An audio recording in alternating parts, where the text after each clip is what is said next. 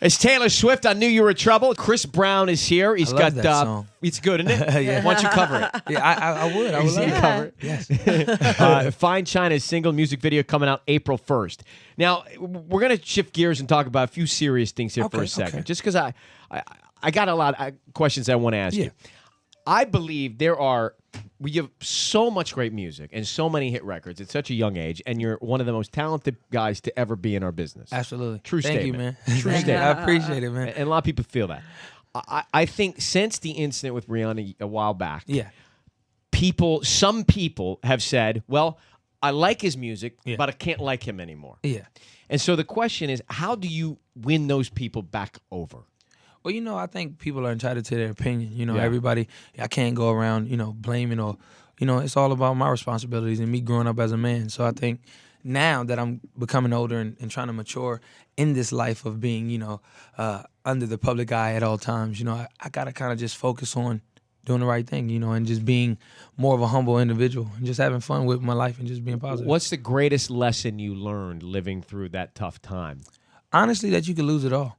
And that's not just saying fame or stardom, because that's not what it's about. I'm talking about just dignity, integrity, anything that you lose yourself in a way. So in that process of me kind of having to deal with any trials and tribulations I went through at that time, it just was a learning step for me. Everything was learning, and I learned from certain mistakes, and I'm getting better as the days come. So do you think part of it was age? Your age and being so successful, so young, and Yeah, but I could put that on my age, but that would just be making an excuse. I think for me at 18 or 19, I was capable of writing and producing songs. So I'm also capable of making the right choices. So I think it's just also about a learning process now. Being at the young age, I could tell you I was arrogant. I was definitely hot-headed.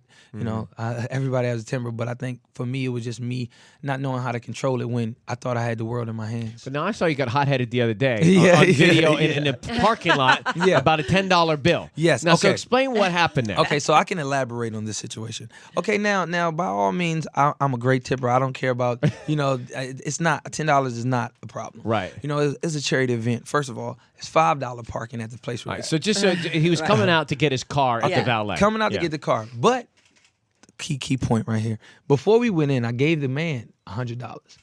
Okay. I did not see that in the video. Okay, exactly. I gave him $100. Yeah. We had two cars. It's $5 parking. Right. Okay, do the math. Right. All right. So from there, as we came out, he was just like, you know what? No, we need $20 for each car. I was like, sir, I just gave you $100. The same guy. Right. So he was like, no, we need $10. So he just started just going around trying to see if he can get some more money. I was like, no. So by that time, it was a situation. It escalated because the only video we saw was you just saw going me nuts. rah, rah, rah. You saw me going crazy. But that's part of it. You got to look back and say, no matter what happens, I got to just shut up. I can't do that. Exactly. I'm just going. It's true because that's the only security. part Go get the keys. Yeah. Exactly. I'm gonna be by the car. Because just when you get yourself on a track, you don't want to become your own worst enemy. Absolutely. I mean that's part of it, isn't it? Absolutely, yes. And I have to just be cognizant and recognize that everybody's not gonna love me, everybody's not gonna like me, and everybody is not gonna be, hey, what's up, Chris? It might be a day when people try to push buttons or it'll be that to get a reaction, and I just have to be mindful of it and just move past it and not try to focus on it. One of the closest friends you've got in this world, is Rihanna. Yeah. Okay.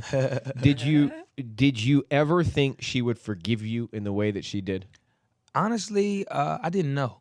I just tried my best to be the best man I could be, over the years, and just show her how remorseful and sorry I was for the incident, and that time was probably the worst part of my life. So, being that she has and she's a wonderful person, I'm eternally grateful and thankful. And what's the dynamic like between the two of you now? Oh, it's still like we kids, man. I try not to be too grown and too, let's have, candlelight dinner every night, but it's just, I just try to make sure everything is fun. It has to be fun and it has to be, genuine, and everything is love. Do you think long term? Do you think about having a family? Do you think about your future, or are you still too young to be thinking about that? It's in a part of my brain, definitely. I think right now I have a lot more, people to take care of right now as far as my family, as far as, a lot of aspiring artists that I'm working with. Everything that I'm doing right now is focused on me giving giving and giving back to, the people who need the opportunity. So, the family is there. It's always, it's going to be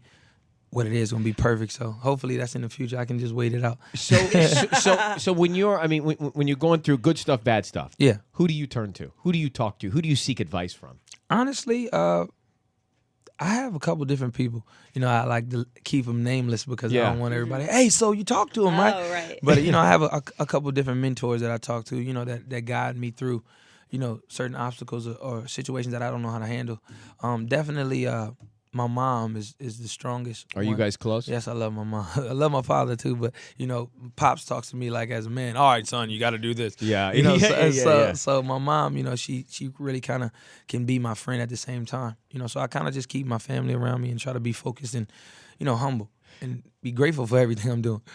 As a mama's boy, now I get that. You are a mama's boy, But for I get sure. that. There's nothing I wouldn't do for my mother. Right. Twitter and Instagram. Yes. A blessing or a curse? Both. Freaking both.